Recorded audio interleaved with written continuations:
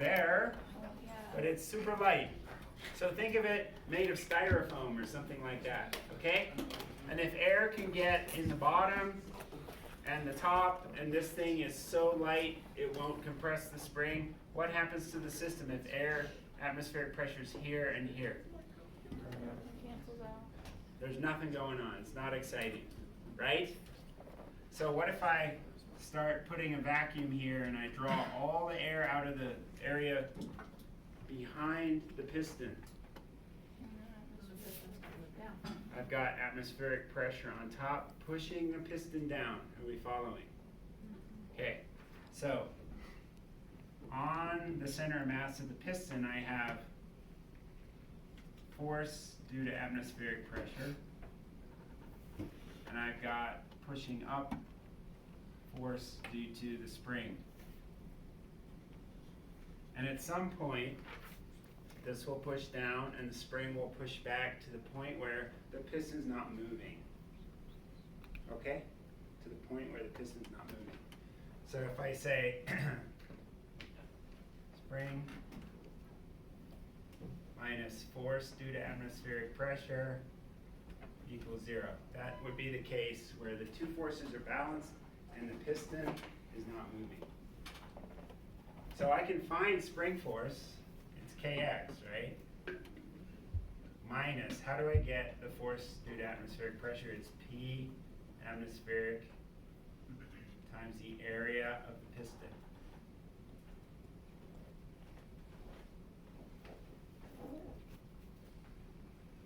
Questions so far?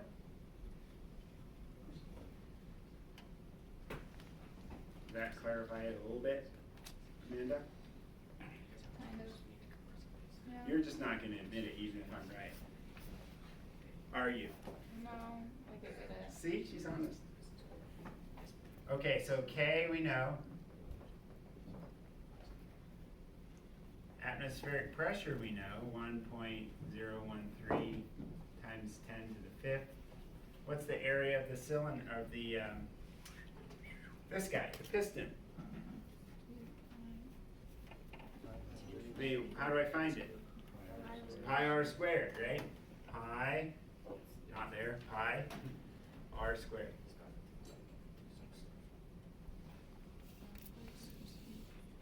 Equals 0. How many unknowns are in this equation? 1. Can I solve for x? How far it's been compressed? Yes, and that number is, this is part A, 0.051 meters. Uh-oh. You okay? Did you get it? Yeah. Oh, I thought you were in pain. Oh yeah, he was doing the book thing, the pencil thing, and I pretended to be in pain to make him happy. Ah, gotcha. All right. So, this equilibrium of forces. The trick here is finding the force by multiplying pressure times area. Something we're not necessarily comfortable with yet. But that's okay. That's why we do these, so you can see different applications of pressure. Okay. Let me just finish this up. How much work is done? You guys remember how to find work for a spring? Well, that's the general equation. 1/2 kx squared. Remember we talked about this last time. Work is 1/2 kx squared.